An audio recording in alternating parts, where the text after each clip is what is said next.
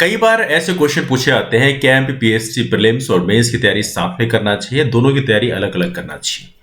आमतौर पर हर एस्पायरेंट ये क्वेश्चन जरूर पूछते हैं कि एमपीपीएससी प्रीलिम्स और मेंस, एमपीपीएससी नहीं बल्कि इवन यूपीएससी की बात करें, सिविल सर्विसेज का कोई भी एग्जाम हो, तो एमपीपीएससी प्रीलिम्स और मेंस की क्या साथ में तैयारी करना चाहिए, क्या दोनों की अलग अलग तैयारी करना चाहिए, है ना। तो ये क्वेश्चन आमतौर पे हर किसी के जहन में होता है। तो आज इस टॉपिक के बारे में डिस्कस करेंगे।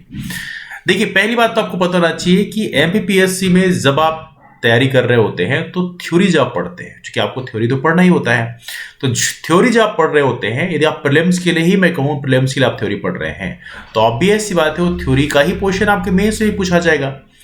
जहां तक की बात करें प्रीलिम्स और मेंस की, तो यहाँ पे कई सारे पार्ट ऐसे होते हैं जो कॉमन होते हैं। यदि मैं आपको समझाने का प्रयास करूं, तो जैसे मान लीजिए एमपीपीएससी प्रीलिम्स के लिए आप हिस्ट्री पढ़ रहे हो, तो हिस्ट्री जो आप एमपीपीएससी प्रीलिम्स के लिए पढ़ोगे वही हिस्ट्री आपको मेंस के लिए पढ़नी पड़ेगी। ऐसे मान लीजिए आपने जो हिस्ट्री ज्योग्राफी पढ़ी है, ज्योग्राफी मतलब भूगोल जो आपने पढ़ी प्रीलिम्स के लिए, वही चीज आपको मेंस के लिए पढ़नी है। तो हिस्ट्री और ज्योग्राफी से मिलकर बनता है एमपीपीएससी मेंस का पेपर 1। पेपर 1 में हिस्ट्री और ज्योग्राफी का ही पार्ट आता है। तो यहां पे यदि आपने थ्योरी पढ़ रखी है हिस्ट्री और ज्योग्राफी की, तो वो आपके प्रीलिम्स में भी काम आएगी, मेंस में भी काम आएगी, बिकॉज फैक्ट ही तो आपको लिखने हैं मेंस में, एनालिसिस थोड़ी सी कर देनी है अपनी तरफ से। तो यहाँ पे आपको मेंस और प्रीलिम्स का कोई अलग से सेपरेट तैयारी नहीं होता है। आप लोग कोशिश करें जब प्रीलिम्स की तैयारी कर रहे होते हैं तो मेंस का भी सिलेबस अपने साथ में रखें, मेंस के प्रीवियस क्वेश्चन अपने साथ में रखें और उसको बार बार देखते रहें। तो इससे क्या होता है कि आपको ये पता चलेगा कि मेंस का भी ये सिलेबस आपका कवर हो गया है और मेंस के प्रीवियस क्वेश्चंस ये हमसे बन रहे हैं। इससे आपके मेंस की भी तैयारी साथ में चलती रहेगी और प्रिपरेशन हमेशा होलिस्टिक वे में ही होती है। ऐसा नहीं होता कि आपने प्रीलिम्स की तैयारी करी फिर मेंस की तैयारी करेंगे। भैया सिलेबस तो आप सेम चीज पढ़ रहे हो, चीजें आप सेम चीज पढ़ रहे हो, तो ऐसा कोई हार्ड एंड फास्ट नहीं होता। जहां तक कि कुछ टॉपिक ऐसे होते हैं जो मेंस में होते हैं लेकिन प्रीलिम्स में नहीं होते हैं, तो उसको आप बाद में कंप्लीट कर लो, है ना। जब आपका प्रीलिम्स एग्जाम हो जाए उसके बाद कंप्लीट कर लो। यदि आपके पास टाइम है तो पहले भी कंप्लीट कर सकते हो, लेकिन आपको तैयारी होलिस्टिक वे में ही करनी है। आपको दोनों की तैयारी प्रीलिम्स और मेंस की अलग अलग नहीं करनी है। ऐसे मान लीजिए मैं कहता हूं मेंस पेपर 2 की बात करें। अब देखिए, आप लोग पॉलिटी पढ़ते हैं, पॉलिटी आप लक्ष्मीकांत ऑलरेडी पढ़ रहे होंगे, है ना। इसके अलावा आप लोग इकोनॉमी पढ़ रहे होंगे। इकोनॉमी में आप हो सकता है आप मैक्रो इकोनॉमिक्स पढ़ रहे होंगे, समष्टि अर्थशास्त्र 12th की इकोनॉमी की बुक है। तो ये दो किताब यदि आप इकोनॉमी की पढ़ रहे होंगे और पॉलिटी की पढ़ रहे होंगे, तो यही चीज आपके मेंस में भी काम आएगी। मेंस का जो पेपर 2 है ये इसी से मिलकर बनता है। अब देखिए, इकोनॉमी में आप लोग बजट पढ़ रहे होंगे, इकोनॉमिक सर्वे पढ़ रहे होंगे, तो ये चीजें जो है ऑब्वियस सी बात है वो मेंस में भी पूछा जाता है, प्रीलिम्स से भी पूछा जाता है।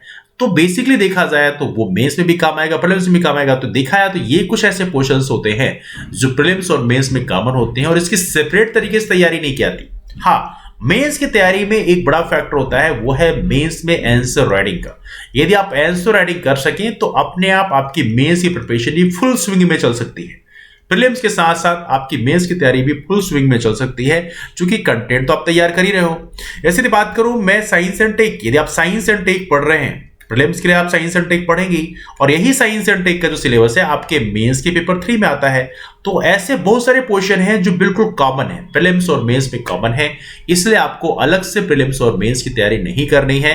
प्रीलिम्स के लिए जो सिलेबस आप कवर कर रहे हैं, कोशिश करें वो पेन कॉपी, वो जो सिलेबस है आपके पास मेंस का, उसको अपने साथ लेके रखें। उसको भी बीच बीच में देखते रहें कि हाँ कौन सा टॉपिक आपका कंप्लीट हो गया है, कौन सा टॉपिक अभी आपका नहीं हुआ जिसको बाद में आप कवर करेंगे। तो आई एम श्योर कि इससे आपका प्रीलिम्स का मेंस तैयारी होगी और यही तरीका बेहतर होता है कि आप दोनों की तैयारी साथ में ही करें। हाँ, बीच में आंसर राइटिंग आप करते रहें, तो जिससे आपका मेंस का भी रिदम प्रॉपर तरीके से बनता रहेगा।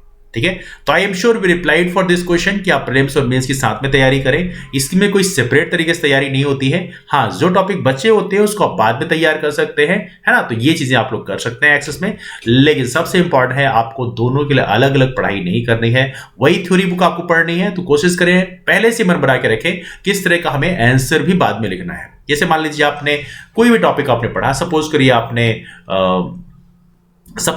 Blue green amber box subsidy के बारे में पढ़ा। आपने जो एग्रीकल्चर की सब्सिडीज होती हैं, blue green amber box subsidy, तो मान लीजिए ये सब्सिडीज के बारे में पढ़ा, वर्ल्ड ट्रेड ऑर्गेनाइजेशन का जो होता है, तो मान लीजिए आपने प्रीलिम्स के लिए पढ़ा कि ब्लू में कौन सी कवर होती है, ग्रीन में कौन सी कवर होती है, एम्बर में कौन सी कवर होती है, तो यही चीजें जो है आपके मेंस में भी काम आ जाएगी, है ना। जैसे मान लीजिए आपने जमींदारी, रैयतवारी, महलवारी पढ़ा, तो जो चीजें आपने प्रीलिम्स के लिए पढ़ी वो चीज मेंस में काम आ जाएगी। ऐसे मान लीजिए कोई और टॉपिक, मान लीजिए आपने प्रेसिडेंट का जो पार्डनिंग पावर है, क्षमादान शक्तियां है, उसको आपने पढ़ा है, तो जो प्रीलिम्स में पूछा जाएगा वही चीज मेंस में भी काम आ जाएगा, ऑब्वियस सी बात है। बस ये है कि यहाँ पे प्रीलिम्स में ऑब्जेक्टिव फॉर्म में सॉल्व करना है, वहां पे सब्जेक्टिव फॉर्म में सॉल्व करना है, लेकिन पढ़ तो आप थ्योरी रहे हो, तो थ्योरी में आपको ऑब्जेक्टिव प्रैक्टिस करना है और थ्योरी तो पढ़ना ही है।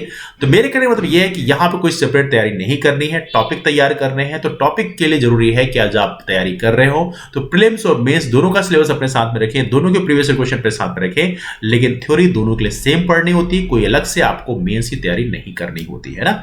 और जहां तक की बात करें जो टॉपिक आपके प्रीलिम्स में है लेकिन मेंस में नहीं है, तो उनको आप अलग से तैयार करेंगे, लेकिन जो टॉपिक मेंस में है प्रीलिम्स में नहीं है, तो वो टॉपिक भी आपको अलग से तैयार करने हैं, तो उसके लिए आपको बहुत ज्यादा परेशान नहीं होना है, उसको आप सेपरेटली पढ़ेंगे, है ना। तो I am sure we reply this question. यदि किसी पास फर्दर डाउट्स है तो आप नीचे कमेंट करके पूछ सकते हैं। इसके अलावा हमारी बहुत सारी क्लासेस जो है यहाँ पर ऑनबोर्ड हो गई हैं। सुबह 6:30 बजे क्लास होती है, आप उस क्लास में आ सकते हैं, वो मध्य प्रदेश पे होती है। इसके अलावा देखा है तो 9 बजे पॉलिटी क्लास होती है, 9:30 बजे, तो आप इस क्लास में पार्टिसिपेट कर सकते हैं, है ना। इसके अलावा देखा जाए तो एक और क्लास आप लोगों ने ऑर्गेनाइज किया है, वो है 2:30 बजे।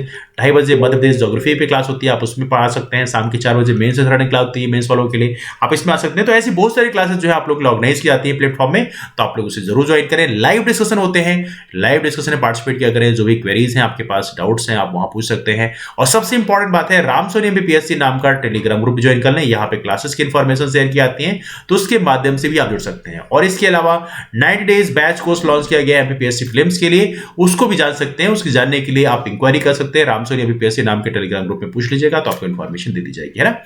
तो चलिए मुलाकात करते हैं आप लोग फिर, तब तक bye, take care, have a wonderful day, keep moving forward and take care and wish all the best for your exams. That's all, thank you.